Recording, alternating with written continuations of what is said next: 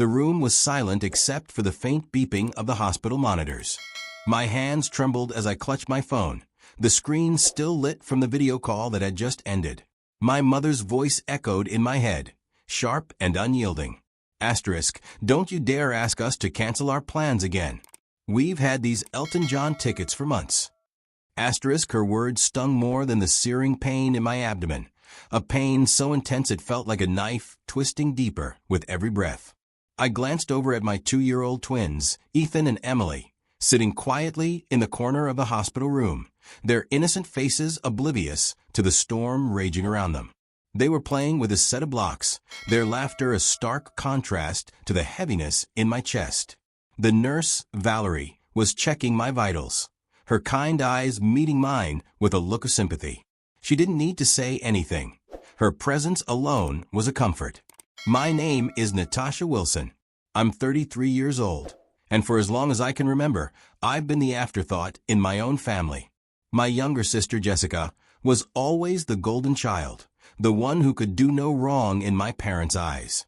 Meanwhile, I couldn't even get them to watch their only grandchildren while I underwent emergency surgery for complications related to my husband's death 6 months ago. The doctors had found internal bleeding that required immediate attention, but all my parents cared about was their concert tickets and celebrating Christmas Eve with Jessica. When I finally asked for their help after exhausting all other options, my father's response cut deeper than any surgical tool ever could. Asterisk, you're becoming a real nuisance and burden, Natasha. We're retired now. We deserve to enjoy our lives without your constant problems. Asterisk, his words were like a punch to the gut. I had been supporting my parents financially since they took early retirement 3 years ago. Every month without fail, I sent them $2,500 to help with their mortgage and expenses. Even after James died, I continued to do it out of love and duty, believing that family should support each other. How foolish I had been. As my tears fell silently onto the hospital blanket, Valerie gently squeezed my shoulder. My friend Olivia is a professional nanny who specializes in childhood trauma. Let me call her for you, she offered. Her kindness was a stark contrast to my parents' callousness. The twins were still too young to understand what was happening. They'd already lost their father to a car accident. Now they might lose me too if the surgery went wrong. The thought terrified me, but not as much as the idea of leaving them with people who saw them as burdens. In that moment, with pain searing through my body and disappointment crushing my heart, I made my decision. Yes, please call her, I told Valerie. And with those words, I began cutting the poisonous ties to the people who had raised me but never truly loved me. As I hung up the phone, a wave of memories washed over me. My childhood had been filled with moments of being overlooked, while Jessica received all the attention. When I graduated college with honors, my parents barely acknowledged it because Jessica had been cast in a local commercial that same weekend. When I married James, they complained about the wedding venue being too far from their home. Even when the twins were born, they visited only once, claiming the babies were too fussy for their liking. James had been my rock through it all. He understood the pain of family disappointment, having been estranged from his own father for years. We'll build our own family, he would say, one that knows how to love. And we did, creating a warm home filled with laughter and acceptance. But 6 months ago, a drunk driver stole him away, leaving me to raise our children alone while battling depression and grief. Despite my loss, I continued supporting my parents. I even increased the monthly amount when they mentioned struggling with inflation.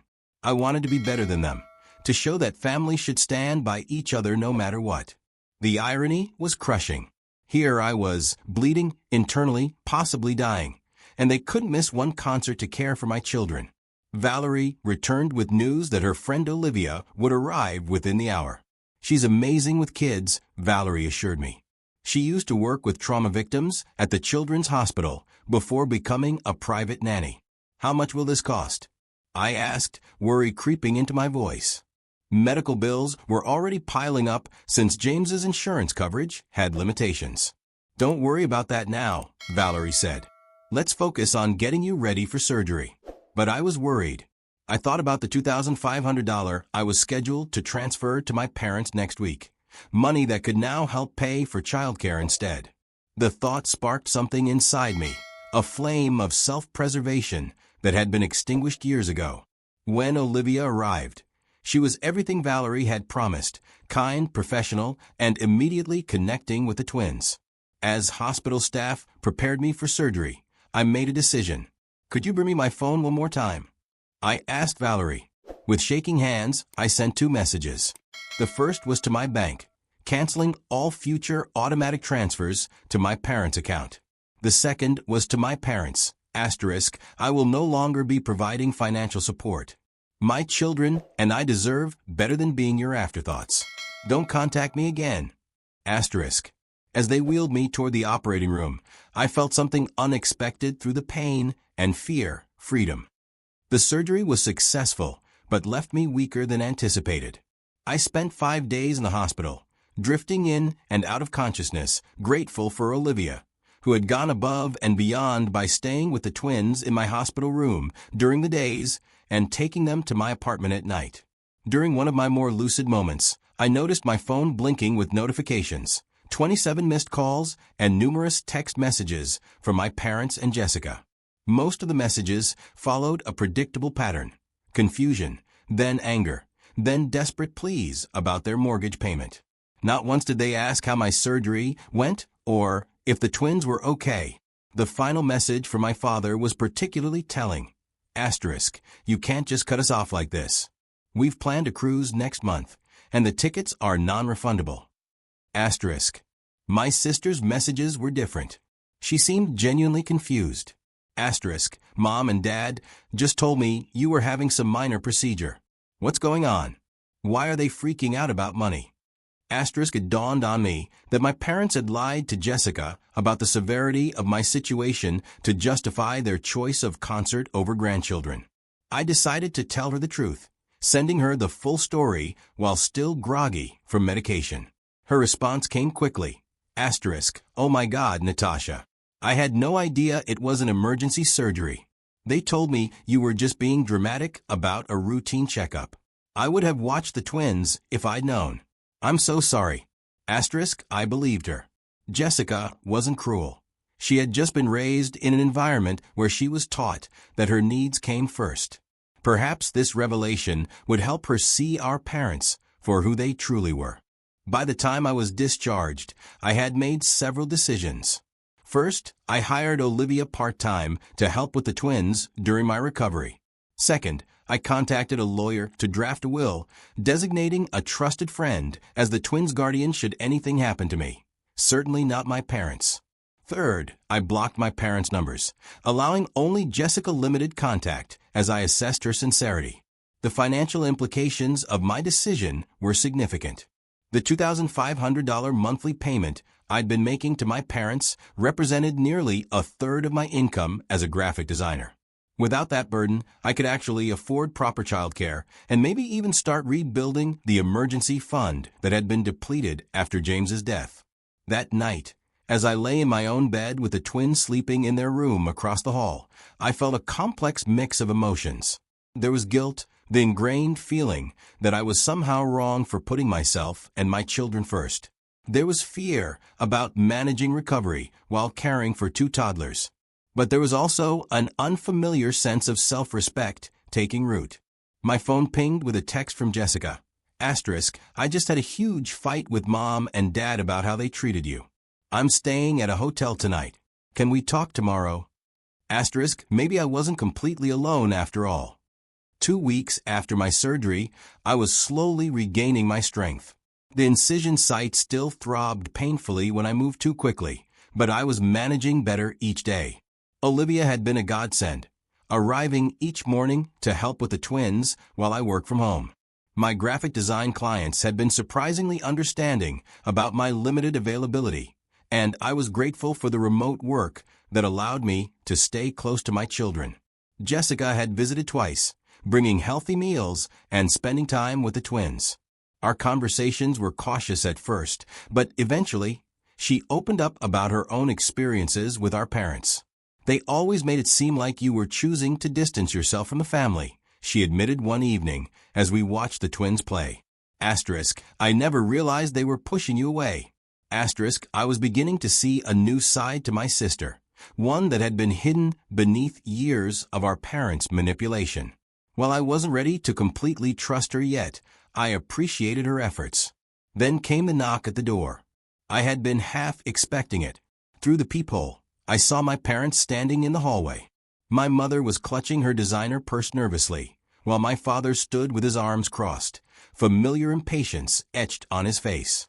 I hesitated, heart pounding, before opening the door just enough to speak through the gap.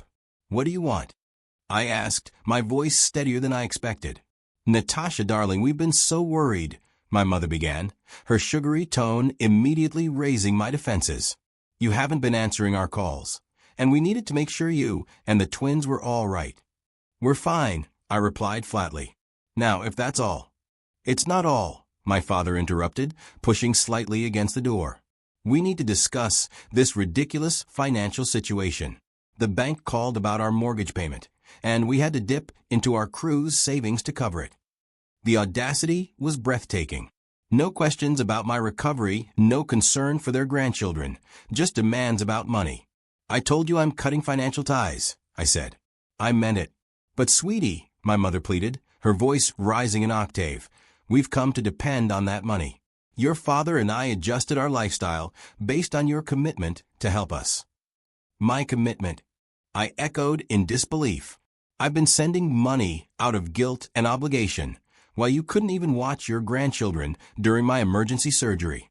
My father's face darkened. "That's not fair, Natasha. We had plans." "Plans more important than my children's safety? More important than my life?" I replied, angerizing. "Do you know what the doctor said? There was a chance I might not survive that surgery. Did you even bother to ask?" Their silence was answer enough. "We made one mistake," my mother whispered dramatically. "Are you really going to punish us like this?" "This isn't punishment, Mom. This is consequence," I said, feeling a strange calm overtake me. "I've spent my entire life seeking your approval and support, and in my moment of greatest need, you chose Elton John tickets over helping me." "We're your parents," my father interjected, his tone shifting to demand respect. "And I'm a parent too," I countered. "I would never treat Ethan and Emily the way you've treated me. Never." Just then, Emily toddled into view, clutching her stuffed giraffe. My mother instantly switched tactics. "There's my precious grandbaby," she cooed, bending down. Grandma brought presents. Emily, unfamiliar with these relative strangers, backed away and looked at me with uncertainty in her eyes. "I think you should leave," I said quietly. "When I'm ready to talk, if I'm ever ready, I'll reach out." "But the money," my father started, "is no longer your concern," I finished, gently closing the door. The next morning, my parents returned with reinforcements, my Aunt Patty, my mother's sister, who had always positioned herself as the family peacemaker. "Natasha, honey, let's be reasonable," Aunt Patty pleaded from outside my door, which I had not opened. "Your parents are struggling without your help." "They managed their finances for decades before I started helping them," I replied through the door. "They chose early retirement knowing their savings weren't adequate." My mother's voice broke in. "We made those decisions because you promised to help us. We've had to cancel our cruise, and now we might lose the house." Their attempts at manipulation were so transparent now that I'd stepped back from the fog of guilt they'd surrounded me with for years. When had I ever promised lifetime support?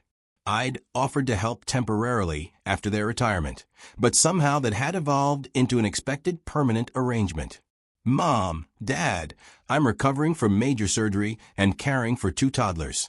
This conversation is over," I said firmly before walking away from the door, ignoring their continued knocking and pleading.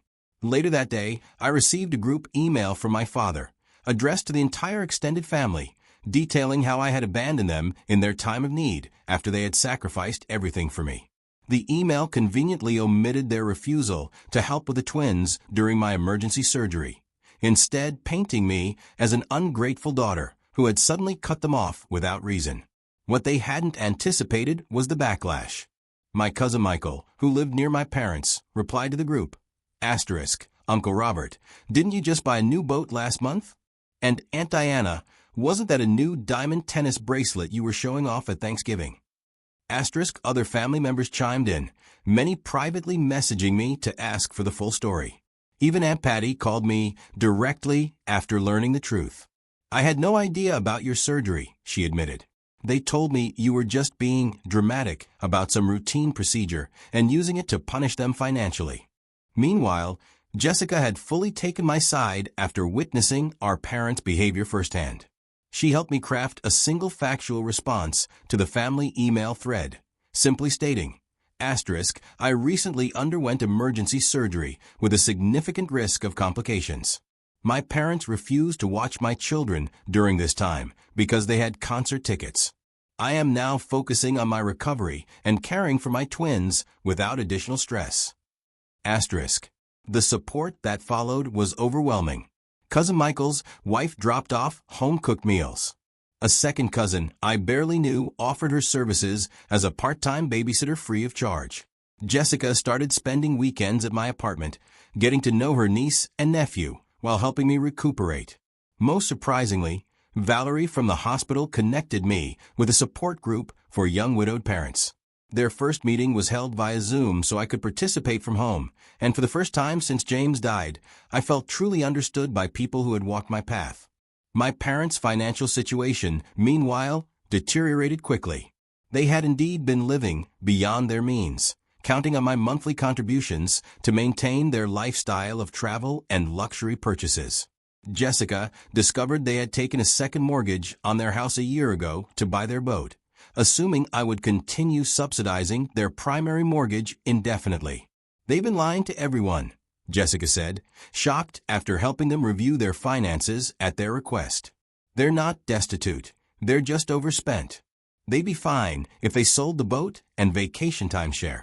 Their increasingly desperate voicemails and texts continued, but with each passing day, their hold on me weakened. I was building something new from the ashes of their betrayal. A genuine support network based on mutual care rather than obligation. 1 month after my surgery, a major unexpected twist occurred. My parents received a foreclosure notice. Jessica called to inform me, her voice a mix of concern and exasperation. They're in complete panic mode, she explained. The bank is giving them 60 days to catch up on payments, or they'll lose the house. What about their retirement funds? I asked, bouncing Emily on my knee while Ethan napped. Mostly depleted. They spent a chunk on that boat, then invested the rest in some scheme Dad's golf buddy recommended. They lost almost everything. Jessica sighed. I'm not saying you should help them, Natasha. I just thought you should know. Later that evening, I received desperate texts from both parents, now abandoning all pretense of concern for my well-being and openly begging for money. My mother's message was particularly revealing. Asterisk, we never thought you'd actually cut us off. We assumed you were just angry and would start sending money again after a week or two. Asterisk, their assumption that my boundaries weren't real infuriated me. All those years of putting their needs before mine, of accepting their mistreatment, they had never respected me at all. Meanwhile, my own life was transforming in unexpected ways. The support group had become a lifeline, connecting me with other parents facing similar challenges. Through them, I met Diana, a real estate agent whose husband had died of cancer 2 years earlier, leaving her with a 3-year-old son. She helped me consider options I hadn't thought possible, like selling my too small apartment and using the equity to move to a more affordable neighborhood with better childcare options. I'd also started a small side business designing memorial websites, inspired by the one I'd created for James.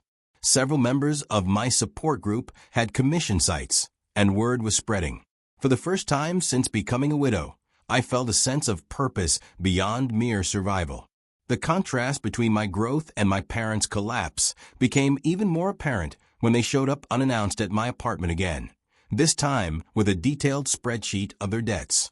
We need $144,000 to catch up on the mortgage and avoid foreclosure, my father explained, his usual authoritative tone now tinged with desperation.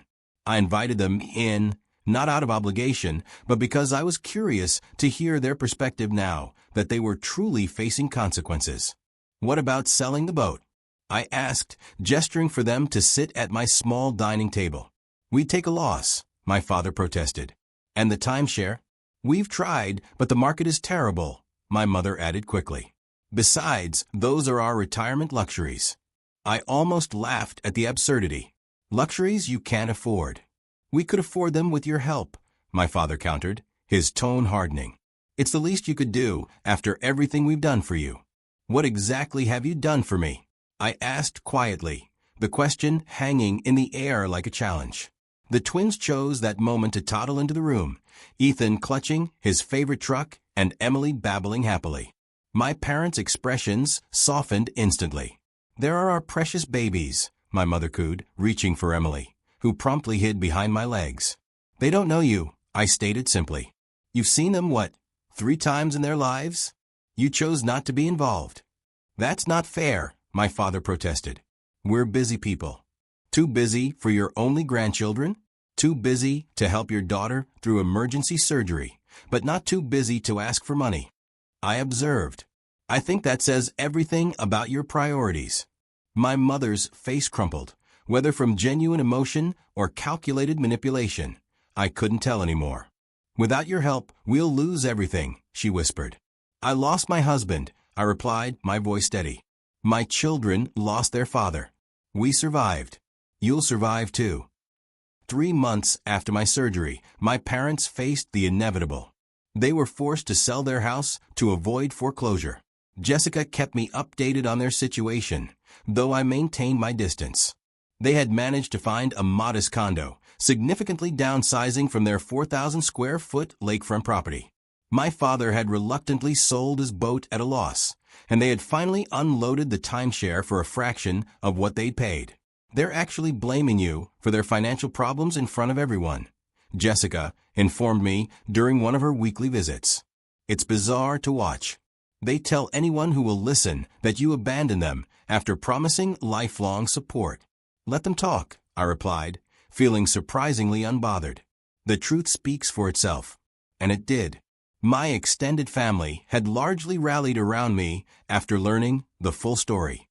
Even my father's sister, who had always taken his side in family disputes, called to express her support after hearing about their refusal to help during my surgery.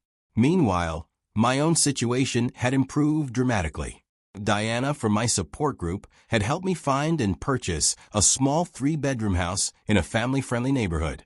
The mortgage payments were actually less than my apartment rent had been, and the twins had a backyard to play in for the first time in their lives. My side business, designing memorial websites, had grown enough that I could reduce my graphic design clients and focus on work that felt meaningful. Olivia still helped with childcare 3 days a week, but I'd adjusted my schedule to maximize time with Ethan and Emily. Most importantly, I'd found a community. Neighbors brought casseroles when we moved in. The support group organized playdates. Jessica had become a genuine sister rather than a competitor for our parents' affection. Even Valerie from the hospital occasionally stopped by with her children. I had lost my husband and cut ties with my parents, yet somehow I felt less alone than ever before. 6 months after my surgery, I received a letter, an actual handwritten letter, from my mother. I almost threw it away unopened, but curiosity won out. Inside was something I'd never seen before, a genuine apology. I've had time to reflect on my behavior, she wrote. Watching you build a life without our help has forced me to confront some painful truths about myself as a mother. I was jealous of your independence, your resilience. I resented that you didn't seem to need me the way I needed my own mother. But now I see that you did need me, just not in the ways I wanted to be needed. When you asked us to care for the twins during your surgery, you were reaching out, and we failed you completely. I'm deeply sorry. The letter continued, explaining how they had completely restructured their finances. My father had taken a part-time job at a local hardware store. They had sold most of their luxury items and were living modestly for the first time in decades. She didn't ask for money or even forgiveness, just acknowledgement of her apology. I showed the letter to Jessica, who was skeptical. They've been talking about writing to you for weeks. Dad was against it at first, but I think he's starting to see things differently too, especially after his heart scare last month.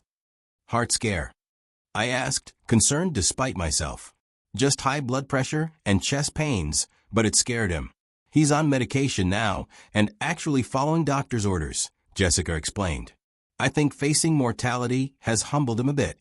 I wasn't ready to respond to the letter immediately. I needed time to process my feelings. Was this genuine remorse or another manipulation tactic?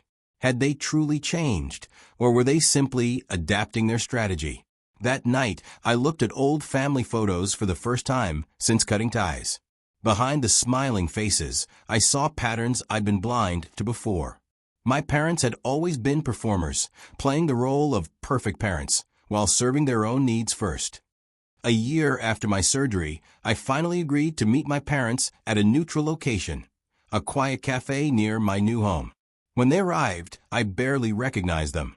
My father seemed smaller somehow, his confident posture replaced by a humbler demeanor. My mother's designer clothes had been exchanged for simple, practical attire. The twins were with Jessica for the afternoon. I wasn't ready for a family reunion just yet. We sat in awkward silence until my father did something unprecedented. He cried. I've been a terrible father, he admitted, his voice breaking. And an even worse grandfather. I don't expect your forgiveness, but I want you to know that I see it now, how selfish we've been. My mother reached across the table, not quite touching my hand, but gesturing toward it. We spent months in family therapy, she explained. It was Jessica's idea, and we resisted at first, but it's been transformative. I didn't rush to forgive them or make promises I couldn't keep. Instead, I shared pictures of the twins and told them about our new life. They listened without interrupting, without making it about themselves, perhaps for the first time ever. As we parted, my father asked quietly, would it be possible someday to know our grandchildren? I considered this carefully before answering. That depends on your actions, not your words. If you're genuinely committed to change, we can start with short, supervised visits. But understand this, my children will only have relationships with people who respect their mother. Walking away from that meeting, I felt neither the crushing weight of obligation nor the burning resentment that had defined our relationship for so long. Instead, I felt something new, the calm assurance of a woman who knew her worth, who had created boundaries and would enforce them without apology. Whether my parents could truly change remained to be seen, but I had already transformed, from a daughter desperate for approval into a mother fierce in her protection and clear in her expectations. The cafe meeting with my parents lingered in my mind for days. Their tears, their apologies, it all felt surreal. I had spent so many years yearning for their approval, their love, and now, when they finally seemed to be offering it, I wasn't sure how to feel. Part of me wanted to believe them, to let them back into my life, and give them a chance to rebuild the relationship we'd never truly had. But another part of me, the part that had been burned too many times, was wary. Trust, once broken, is not easily repaired. Jessica, however, was cautiously optimistic. They're trying, Natasha, she said during one of our weekly coffee dates. I know it's hard to believe, but they've been going to therapy. They're actually talking about their mistakes. That's a big step for them. I know, I replied, stirring my latte absently. But trying isn't the same as changing. I need to see actions, not just words. Jessica nodded, understanding. Fair enough. Just don't shut them out completely. They're still our parents, and they're not getting any younger. Her words stayed with me, but I wasn't ready to make any decisions yet. My priority was my children, and I wasn't going to let anyone disrupt the stability I had worked so hard to create for them. Ethan and Emily were thriving, their laughter filling our new home with joy. Olivia's help had been invaluable, and I was finally starting to feel like I could breathe again. A few weeks later, my parents reached out again, this time with a request. They wanted to see the twins, supervised, of course. I agreed, but only under strict conditions. We would meet at a park, a neutral space where the twins could play, and I could keep a close eye on everything. I also insisted that Jessica be there as a buffer. The day of the meeting, I was a bundle of nerves. I dressed the twins in their favorite outfits, Ethan in a little dinosaur shirt and Emily in a pink tutu, and packed a bag full of snacks and toys. Olivia offered to come along for moral support, but I declined. This was something I needed to handle on my own. When we arrived at the park, my parents were already there, sitting on a bench near the playground. They looked different, smaller, somehow, and less imposing. My father was wearing a simple polo shirt and khakis, and my mother had on a modest sundress. No designer labels, no flashy jewelry. Just normal. "Hi," I said cautiously as we approached. "Natasha," my mother said, standing up. Her eyes immediately went to the twins, who were clinging to my legs. "Oh, they've grown so much." "This is Ethan and Emily," I said, gently encouraging the twins to step forward. "Guys, these are your grandparents." Ethan, ever the curious one, tilted his head and studied them. "Grandma, Grandpa." My mother's eyes filled with tears. "Yes, sweetheart, we're your grandma and grandpa." Emily, more reserved, stayed close to me, her thumb in her mouth. I knelt down and gave her a reassuring smile. "It's okay, Em. They just want to say hi." The visit was awkward at first, but as the twins warmed up, things became more relaxed. My parents brought a bag of toys, simple things like bubbles and a ball, and they spent the next hour playing with the kids. I watched from a distance, my heart torn between hope and skepticism. Jessica, who had been quietly observing, came to stand beside me. "They're really trying, Natasha," she said softly. "Look at them. They're not the same people they were a year ago." I nodded, but I wasn't ready to fully agree. "We'll see," I said. "One visit doesn't change everything." Over the next few months, my parents continued to reach out, asking for supervised visits with the twins. I agreed, but I kept the boundaries firm. They were allowed to see the kids once a month, always in a public place, and always with me or Jessica present. Slowly, very slowly, I began to see small changes in them. They stopped making demands and started asking questions about the twins, about my work, about how I was managing as a single mother. They even offered to help with small things, like picking up groceries or dropping off meals. It wasn't perfect, and there were still moments when old habits resurfaced.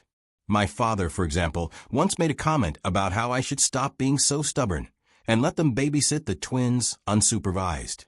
I shut that down immediately, reminding him that trust had to be earned, not demanded. But overall, the progress was undeniable. And as much as I hated to admit it, I could feel the walls around my heart beginning to crack. Not enough to let them all the way in, but enough to give them a chance. Then came the day that changed everything. It was a Saturday morning, and I was at home with the twins, enjoying a rare lazy day. We were in the middle of building a fort out of blankets and pillows when my phone rang. It was Jessica, and her voice was frantic. "Natasha, it's Dad. He's had a heart attack. They're taking him to the hospital." My stomach dropped. "What? Is he okay?" "I don't know. Mom's with him, but she's a mess. Can you come?" I hesitated, torn between my anger at my parents and the instinct to be there for family in a crisis. In the end, the latter won out. "I'll be there as soon as I can." I called Olivia, who immediately offered to watch the twins, and rushed to the hospital. When I arrived, Jessica was in the waiting room, pacing back and forth. My mother was sitting in a chair, her face pale and drawn. "How is he?" I asked. "They're still working on him," Jessica said. "It's bad, Natasha. They said it was a massive heart attack." I sat down next to my mother, unsure of what to say. She reached for my hand, and to my surprise, I didn't pull away. "I'm so sorry," she whispered, tears streaming down her face. "For everything. I don't want to lose him without making things right." Her words hit me like a punch to the gut. All the anger, the resentment, the years of feeling like an afterthought. It all came rushing to the surface. But in that moment, none of it mattered. What mattered was that my father was fighting for his life, and I didn't want him to die without knowing that I had forgiven him. "He's going to be okay," I said, squeezing her hand. "He has to be." The next few hours were a blur. We waited in tense silence, jumping every time a doctor or nurse walked by. Finally, after what felt like an eternity, a doctor came out to update us. "He's stable," the doctor said, and we all let out a collective breath of relief. It was a close call, but we were able to open the blocked artery in time. "He's going to need a lot of rest and rehabilitation, but he should make a full recovery." My mother broke down in tears, and even Jessica looked like she was about to collapse. I felt a wave of emotions, relief, gratitude, and something else I couldn't quite name. "Can we see him?" I asked. The doctor nodded. "Just for a few minutes. He's still very weak." We were led to my father's room, where he lay hooked up to machines, looking smaller and more fragile than I had ever seen him. His eyes fluttered open as we entered, and he managed a weak smile. "Hey," he said, his voice barely above a whisper. "Hey, Dad," I replied, my throat tight with emotion. "You scared us." "Sorry about that," he said, his voice trembling. "I guess I'm not as invincible as I thought." My mother rushed to his side, clutching his hand and murmuring words of love and reassurance. Jessica and I stood back, giving them a moment. When my father's eyes met mine, I saw something I had never seen before: regret. "Natasha," he said, his voice breaking. "I'm so sorry. For everything. I don't know if I can ever make it up to you, but I want to try." Tears filled my eyes, and I nodded. "You already are, Dad. Just focus on getting better." "Okay." He nodded, his eyes closing as exhaustion overtook him. We stayed with him for a little while longer, but eventually, the nurses shooed us out so he could rest. In the days that followed, my father's heart attack became a turning point for our family. It was as if the near loss of his life had shaken something loose in all of us, forcing us to confront the things we had been avoiding for so long. My mother, in particular, seemed transformed. She became more open, more vulnerable, and more willing to acknowledge her mistakes. "I spent so many years trying to control everything," she admitted to me one day. "But I see now that all I did was push you away. I don't want to do that anymore."